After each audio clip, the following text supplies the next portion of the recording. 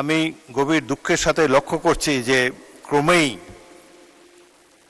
কিছু কিছু সদস্যের মধ্যে আমি অসহিষ্ণুতা লক্ষ্য করছি। জাতীয় সংসদ 5 বছরের জন্য নির্বাচিত হয়েছে।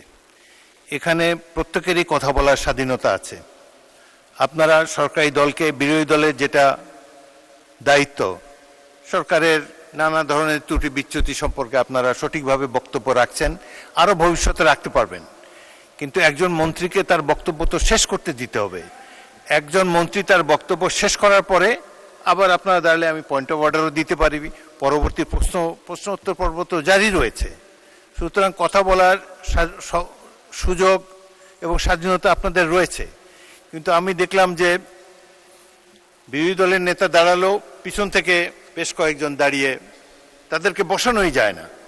সংসদে তো কথা বলার জায়গা, কথার মাধ্যমে, যুক্তির মাধ্যমে অপর পক্ষের বক্তব্যকে খণ্ডন করা যাবে। আমাকে সংসদ পরিচালনা করতে দিন। আমি আমার জ্ঞান বুদ্ধিমতো নিরপেক্ষভাবেই সংসদ পরিচালনা করার চেষ্টা করছি এবং আপনাদের সকলের চেয়ে অনেক অনেক বছর, 40 বছর এই সংসদে আছি। অতীতের সংসদগুলোর অনেক খারাপ রেকর্ড আছে। এই সংসদে, বাংলাদেশের সংসদে স্পিকারকে হত্যা পর্যন্ত করা হয়েছে। আপনারা যখন বলবেন, আমি এই পক্ষকে অনুরোধ করব চুপ করে বক্তব্য শোনার জন্যে।